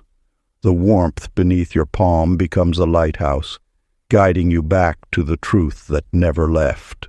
You are, and have always been, intimately connected to the infinite. Chapter 30. The Eternal Now. Daisy Pearl. Whitman lived her days with neck craned toward tomorrow, scanning distant horizons for signs of coming wonders. Each morning she would rise and immediately check her phone, searching for messages that might herald some future breakthrough. Her meals were rushed affairs, eaten while planning next steps. Even her prayers focused solely on what was yet to come, treating the present moment as merely a waiting room for future fulfillment. The universe attempted to whisper its truth through small synchronicities. A perfect rose blooming outside her window, a child's unexpected laughter, the way sunlight painted golden patterns on her wall. But these whispers went unheard. She was too busy listening for tomorrow's louder promises. The teaching hidden here reveals itself. Manifestation occurs not in some distant future, but in the eternal now. Each moment contains infinite potential, yet we often miss it while searching elsewhere. The present is not a stepping stone to greater things. It is the greater thing, disguised as ordinary time. Later, Edgar Frank Yancey discovered this truth through an unexpected awakening. While sitting in his garden one autumn morning, he stopped reaching for what might be and simply allowed what was. In that surrender, time shifted from linear progression to vertical expansion. He noticed how a single dewdrop contained the whole sky, how one breath held the mystery of all life, how this moment, just this one, stretched infinitely in all directions. His story illuminates the sacred mathematics of presence. When we fully inhabit now, we access all time. The future is not a distant country we must journey toward. It is a dimension of this very moment, accessible through the portal of present awareness. The practice of presence requires no special conditions. It asks only for your willingness to stop chasing and start noticing. The eternal now is always here, patient as sunlight, waiting for your attention to return home. Practice. While breathing, imagine each second expanding infinitely outward, realizing forever fits inside now. Let your awareness rest in the spaciousness of this moment until time reveals itself not as a line, but as a sphere, with you at its center, eternally present, eternally whole. Chapter 31. The Grace of Retrospection. The eternal now reveals its secrets not through seeking, but through surrender. Time, in its infinite wisdom, orchestrates moments not as separate scenes, but as one continuous dance of becoming. The truth whispers, your relationship with time shapes the quality of your manifestations. Bonnie Sue May's story mirrors a universal pattern. For years she dragged yesterday's shadows into tomorrow's light, unaware that each moment of regret was a prayer for what could never be. The burden grew heavier until she discovered the ancient teaching, that time is not linear but circular, each moment pregnant with infinite potential regardless of what came before. The universe operates in the language of now. It cannot hear prayers spoken in the grammar of regret, for its only tense is present. When Bonnie Sue May finally released her grip on past disappointments, she found herself standing in a field of pure possibility. The weight she had carried transformed into wings of wisdom, each former mistake now recognized as a sacred preparation for this moment of awakening. Arthur Lee Jones embodied this truth through financial hardship. Where others might have seen only lack, he discovered abundance in unexpected forms, abundance of character, of determination, of insight. His journey teaches us that circumstances are neutral until consciousness assigns them meaning. By reframing his struggles as investments in personal growth, he altered not just his memory of the past, but his frequency in the present. The deep mystery revealed through their experiences is this: time is not a line stretching behind and before you, but a point of power eternally centered in now. The past exists only as energy waiting to be transmuted through present awareness. Every moment deemed wrong holds within it a seed of divine correction, waiting to bloom through the soil of acceptance. To access this power, bring your attention fully into this breath. Feel how it contains neither past nor future, only the pure potential of now. From this space of presence, every past event can be rewritten, not in its facts, but in its meaning. This is the alchemy of consciousness, the ability to transform what was into fuel for what is becoming. Ancient practice. Settle into a quiet space and bring to mind one past event you've labeled as unfortunate or wrong. Rather than rejecting it, lean in with curiosity. What strength did this experience forge within you? What wisdom did it carve into your soul? Let gratitude fill your heart for these hidden gifts until you feel the emotional charge dissolving into pure presence. This liberation of stuck energy becomes available power for present creation. Chapter 32. The Effortless Current.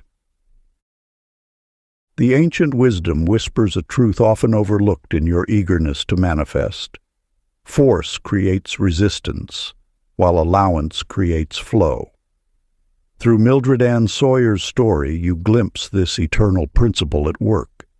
Each day, she would rise before dawn, arming herself with lengthy to-do lists and iron determination. Her shoulders grew tight with tension as she pushed against life's current, believing that manifesting required constant strain and effort. The universe speaks through contrast, and Mildred's exhaustion became her teacher. With each forceful attempt to bend reality to her will, she found herself further from her desires, like a flower trying to force its petals open rather than naturally blooming in the warmth of sunlight. Yet within this struggle lies a profound teaching. Manifestation flows not from force, but from alignment. Just as water naturally seeks its level, your desires naturally seek expression when you cease resistance. Walter Earl Dixon's revelation on his sailboat exemplifies this timeless truth.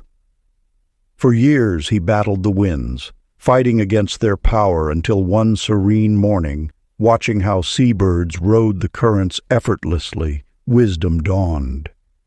He realized that the same force he struggled against could become his greatest ally. By adjusting his sails rather than cursing the wind, Walter discovered that universal energy operates by invitation, not demand. His boat began to glide with grace, achieving more speed and covering greater distances with less effort. This is the paradox of manifestation. What you cease to fight, you begin to master. The universe perpetually moves toward harmony, like a river flowing to the sea. Your role is not to force the current, but to align with its natural momentum. When you release the grip of control, solutions beyond your imagination emerge, as if they were waiting for your surrender to reveal themselves. Ancient practice. Select one area in your life where you feel yourself pushing against resistance. For the next 24 hours, consciously loosen your grip on controlling the outcome. Envision yourself floating gently on a river's surface, your body relaxed, trusting the water's natural flow. With each breath, release the need to force results. Let your exhalations carry away tension, allowing the universe to reveal its perfect timing. Notice how situations begin to resolve themselves when you step out of their way, trusting in the wisdom of divine orchestration. If you enjoyed this audiobook, I created a free ebook version for you. You can download it using the link in the pinned comment. Conclusion. The art of manifestation reveals itself not through striving, but through remembering. Within you lies a wisdom older than thought, deeper than desire. It speaks in the language of allowance, teaching through the poetry of presence, rather than the prose of pursuit. You have walked through the doorway of understanding to discover that what you sought was seeking you. The universe, in its infinite grace, has been waiting not for your worthiness, but for your willingness to recognize what was always there. Like a mirror reflecting back your truest self, it shows you that manifestation is not about becoming, but about being. The silence between your thoughts holds more power than all your spoken wishes. In that sacred space, you touch the truth that has been waiting since before time began. You are not separate from the source of creation. You are that source, dressed in human form, playing at forgetting so you might know the joy of remembering. Let your breath become a bridge between what seems and what is. Feel how each inhale draws in, not just air, but possibility. How each exhale releases not just breath, but limitation. You are no longer bound by the illusion of distance between desire and fulfillment. That space collapses when you recognize yourself as both the wisher and the wish. The universe celebrates as you settle into this knowing. It has been holding this moment, this recognition, this homecoming. You need not chase or grasp or prove. Simply be still and know you are the field from which all manifestation grows. Welcome home to the truth that never left. You are, you always were, you will always be enough. In this gentle awakening, effortless creation becomes your natural state. The law of attraction transforms into the law of allowance, and miracles unfold with the ease of flowers opening to sunlight.